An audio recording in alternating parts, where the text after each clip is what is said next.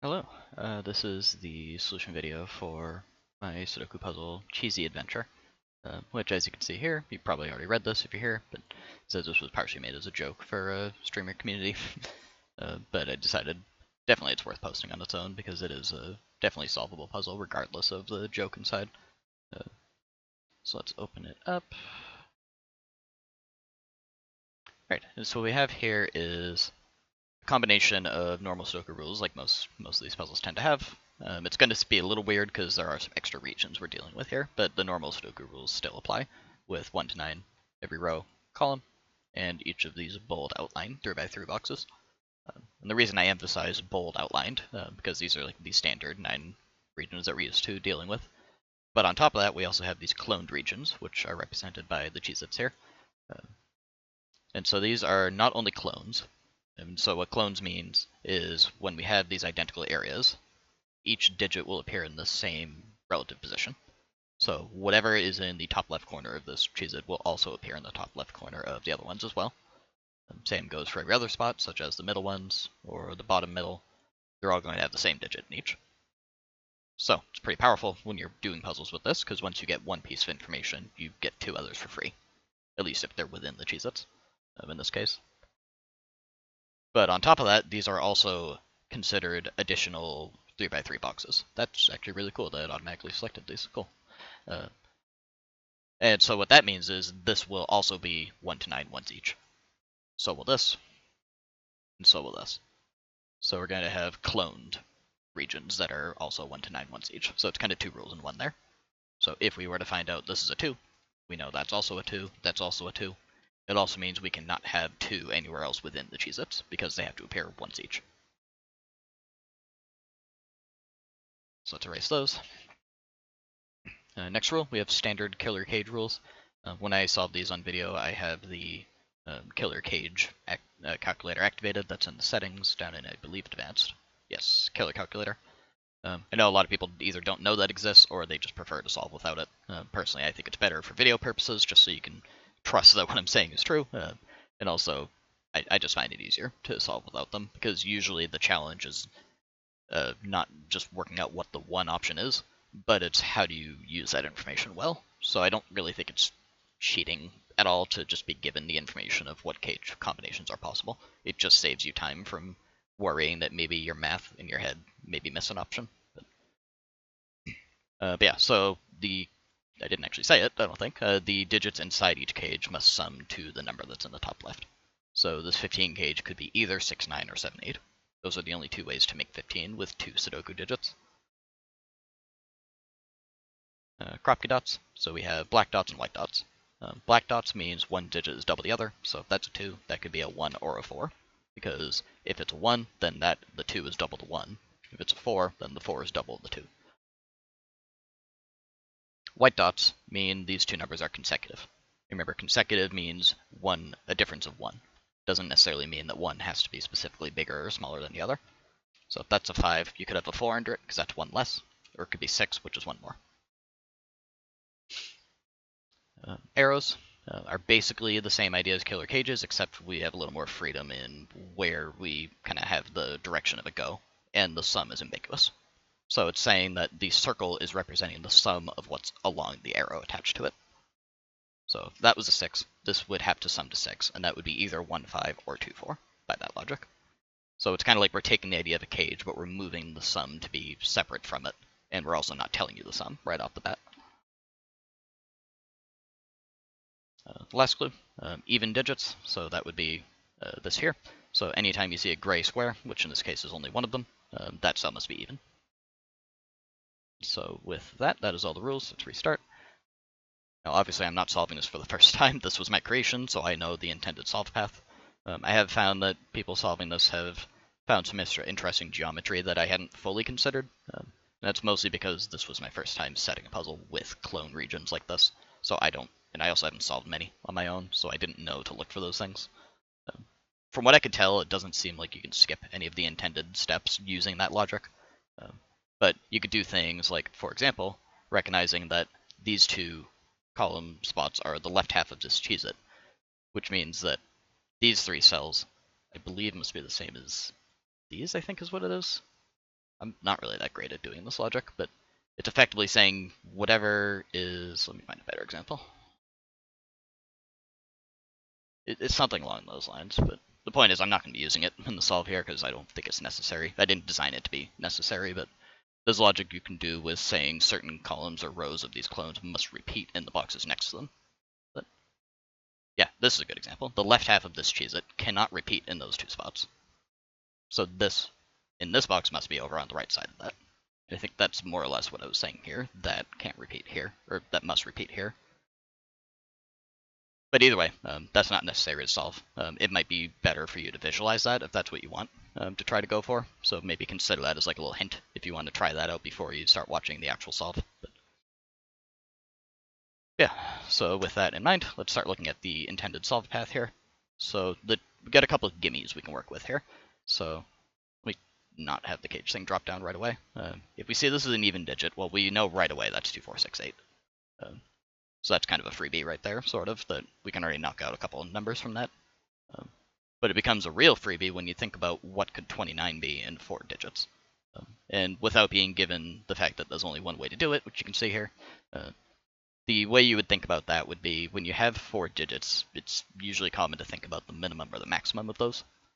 In this case, if we were to take 4 digits and try to maximize what's in them, that's 9876, then I believe that gives you exactly 30.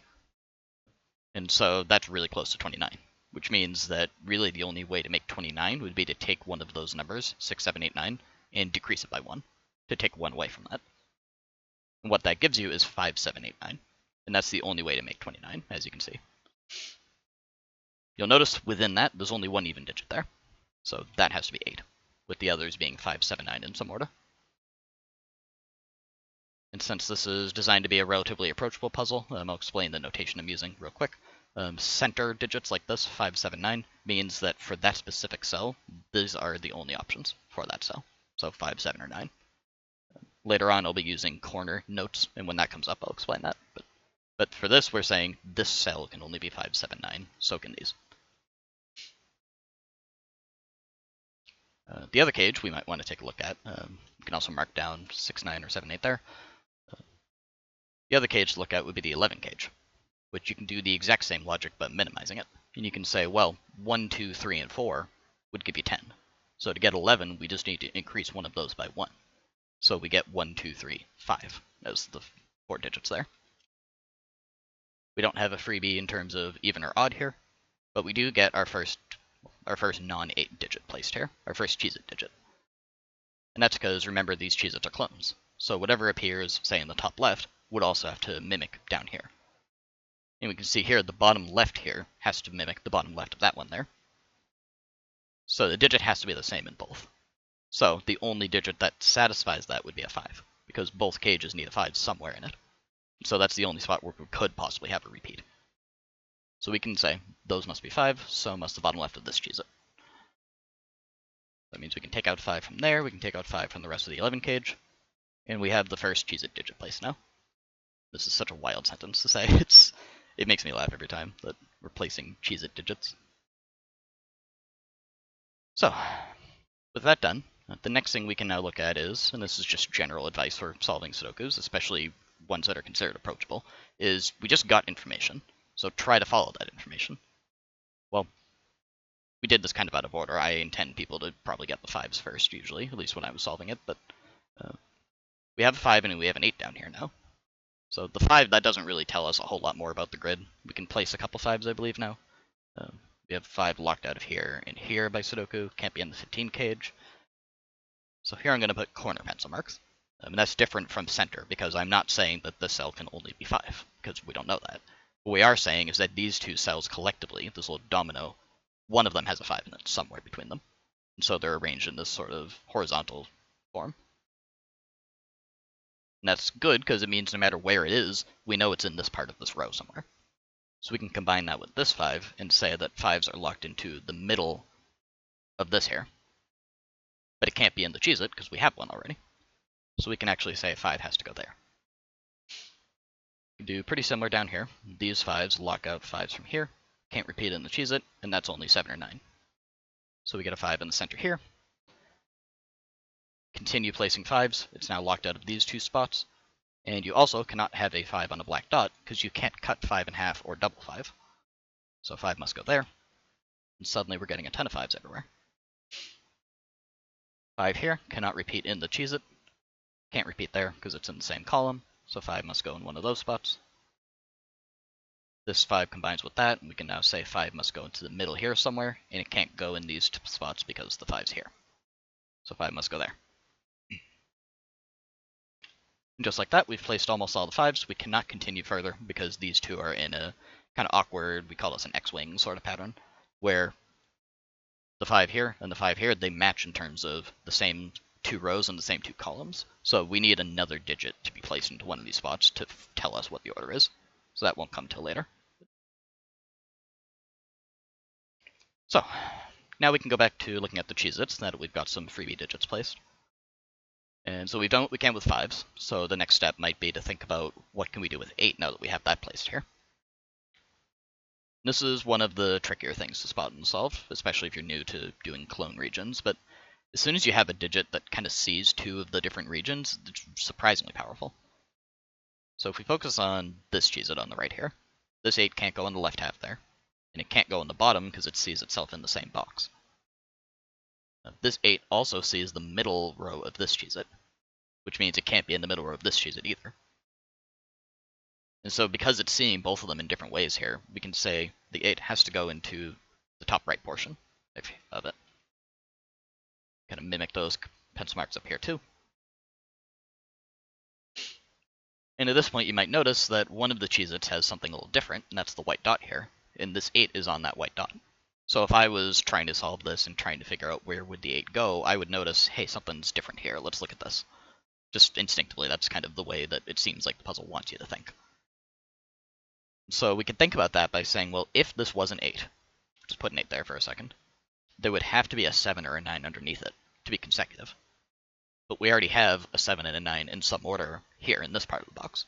So we can't have another 7 or 9 here. Which means this is a false assumption. We cannot have an 8 here. So 8 must go in the top middle of the cheez-its. That also takes out 8 from this half of the cage here, which takes out 7 on the other half. Now we've placed a bunch of 8s. See if we can get some from Sudoku now, maybe. These lock out from here, can't repeat in the cheez-it, so we have an 8 somewhere here. 8 is locked out of here, as well as there. Don't think we can do more than that up here, really. We have too many spots for it. 8 is locked out of here and in the middle. I don't think we can do a whole lot more with the 8s right now. So now we have 2 cheez-it digits placed. Something else I missed is we have 1, 2, 3 pencil mark here from the 11 cage, so we can copy that 1, 2, 3 into the other ones.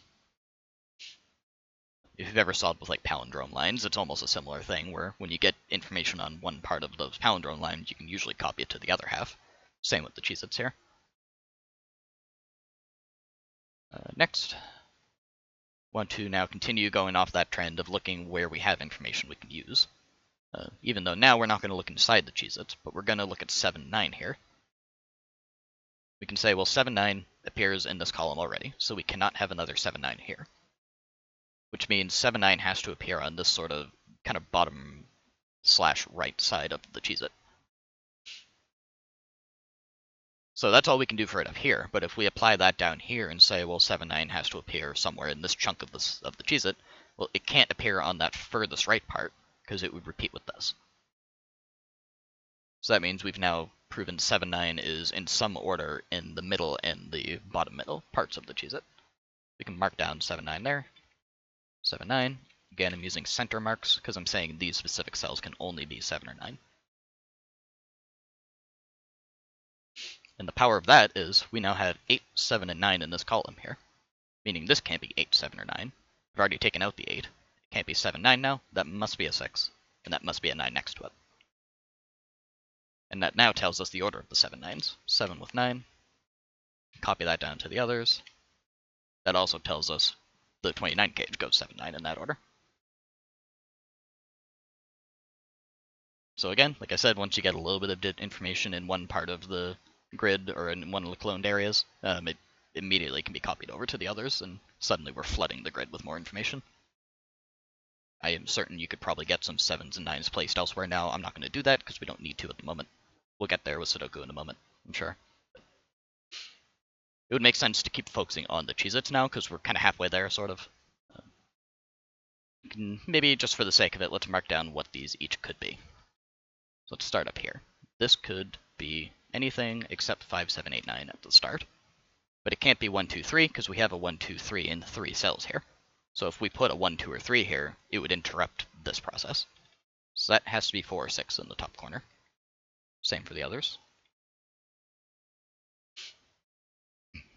Now this spot has a clue we can use here a little bit and say, well, this could start as anything. It can't be 5, 7, 8, 9.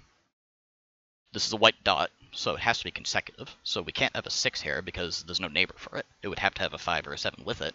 We're already using 5 and 7 here. So that can't be 6. So that's 1, 2, 3, 4 in some order. That's about all we can say for now. Copy those marks over. You can sort of see this as we have kind of virtual invisible white dots in these others, because again, if there's a white dot here, it's going to have to repeat that same relationship in the others. Bottom right is the least restrictive, because that can be basically anything 1, 2, 3, 4, or 6, because 5, 7, 8, 9 are in use, and we don't have any other information about other digits down here to be able to restrict it more. And there's no clues in the other cheez-its to help either. But that will be useful now, because we now have most of this column filled in, even though there's a lot of candidates here. We haven't looked at the black dot yet. So black dots can be 1 and 2, 2 and 4, 4 and 8, or 3 and 6. But, as you can see with the red mark here, we cannot be 8, because we have one already. So now it's either 1, 2, 2, 4, or 3, 6. And you'll find that only one of those actually works here. So the only one that works is 3, 6. And so let's look at why that's the case. So the first easiest one to deduce is it can't be 2, 4. Because if it was 2, 4 up here, let me put some temporary marks there, that would take out 2 and 4 from here. We'd be stuck with 1 and 3, which are not consecutive. That doesn't work. We can undo that and say this cannot be a 2, 4 pair. So we can take out 4, but we can't take out 2 because it could be 1 and 2. So let's look at what would happen if it was 1 and 2. If it was 1 and 2, this would be brought down to 3 and 4. That's fine. At first, we have 1, 2, 3, and 4 in use. So this would have to be the 6. That would have to be the 4, because that has to be 4 or 6. And that now breaks the white dot, because we can't repeat that 4 over on the white dot here. So that's also a problem. So we can undo all that and say, well, we know the black dot can't be 1 and 2 now. So the black dot has to be 3, 6. That's the only way to make this work without breaking everything. 3 and 6 on the black dot means this can't be a 3, which now means it also can't be a 4. So we now know this is a 1 and 2 pair. So that takes out 1 and 2 from there in the cheez-it, making a 3 in the middle left. Copy that up here. 1 and 2 there also takes out 1 and 2 here. The black dot 3, 6 takes out 3, 6 there. So this has to be 4, and then 6 on the top left. Make sure I'm updating my marks accordingly. Placing the 6 in the top portion here gives us 3 and 6 for that order of that. 3 in the 11 cage is taken out from there. And just like that, we have placed almost everything in the cheez-its. We just need to find a way to disambiguate the 1 and 2 here, which we don't currently have. And so for that, we're going to need to start doing some classic Sudoku a bit. The only clue that's left that we haven't touched is the arrows. You could type the digits into that earlier if you feel like it, but they're not going to be useful. The reason they're here is because they disambiguate the order of a couple things left in the grid. You can place almost all the digits from here. It's just you need the arrows to tell the order of the 1 and 2, as well as something else, somewhere in the middle. So, let's look at the arrows first, see what we can get out of those. This can't be 4, 5, or 9. It can't be 1 and 2, because it's already up there. Can't be 7 or 8. So it has to be 3 or 6. So it can't be 3, because if it was 3, that would have to be 1, 2. And that would result in 3 different 1, 2s in this row, which doesn't work. So this has to be a 6 here, which can be either 1 and 5 or 2 and 4. As you can see, it can't be 1 and 5 because there's a 5 in the column. So that has to be 2, 4, with the 2 on the bottom, 4 here. That 2 here is going to sort out the 1 and 2s now, because that is now going to give us 2 and 1, 2 and 1. Might make sense to look at the next arrow now too. This can't be 1, 2, or 3, could be 4. Can't be 5 or 6, could be 7 or 9. So, similar logic, we can say, well, if that's a 4, this has to be 1, 3. That's the only way to do it. It cannot be, because the left part can't be that. So it could be 7 or 9. If we look at what the minimum of this option might be, it can't be 1, 2, or 3. It could be a 4. Can't be a 5 or a 6. Could be a 7, 8, or... That's it. Because if you had a 9 here, you couldn't add anything to it and have it still be under 10. So that's either 4, 7, or 8. This cell is also pretty restricted, but it could be a 1, could be a 2, can't be a 3, could be 4, can't be 5, 6, 7, 8, or 9. So that's 1, 2, or 4. So we're not quite there yet where we can force anything. But we do have some other things we can do for free. So this row needs an 8 in it. We don't have one yet. This box in general needs a 4, 7, and a 9. This spot has to be the 7. This box needs a, what is that, a 3? Yeah. That means this row is only missing a 1, 5, and 7. 1, 5, 7 with all this here means this has to be a 3 and an 8 in some order. That's 3 and 8. Again, I'm just looking for regions, rows, or columns that are almost complete. This must be a 4, 5, and a 9. That must be the 9, 5, and 4. That sorts out this. That also takes out 4 from these on the arrow. So now we can look at this and say, well, the minimum of this arrow would be an 8, because this could be a 7 with a 1 next to it. So it's not possible for this to be 7 anymore. That has to be a 9. And as soon as you say that, well, this could be an 8 or a 1 or a 7 and a 2. Still don't quite know yet, but we're almost there. Sorting that out's good. This box needs a 1, 2, and a 4. This has to be 1, 2, and a 4 there. This column needs a 3 and a 6, so that's 6 and 3. This column needs 7, 8 to sort out that. 7 already being in the row gives us 8 and 7. This now tells us this has to be 7, 2 on the arrow. That's 1 and 4, 4 there. This row needs a 1 and an 8, so 8 and 1. This row needs a 4 and a 7, yes. Our 8 pencil mark from earlier is sorted out now there. This needs a 2 and a 9. This needs 3. This needs 6. You know, doing this on video is forcing me to get better at spotting digits and columns and rows without just typing every digit like that, like I tend to do. So this needs a 2 and a 6, yes. This column needs a 7, this column needs a 1, and this needs a 3. And we're done. As you can see, there's nothing really to say at the end here except cheese. So I did, but now we can look at these regions, and obviously it says it's correct, but you can see we have 6, 8, 2 on the top of each, 3, 7, 1s in the middle, and 5, 9, 4 under. Yeah, so this is, like I said, just kind of a bit of a joke, sort of, but again, it's a totally fine puzzle on its own. So yeah, thank you for watching, hope you solved it. I do recommend you then go to Sudoku, Logic Masters Germany, which is where all my puzzles are posted. You can go to user pages and search for my name here. Public puzzles, you'll get all of them. And there they all are. So, thank you for watching.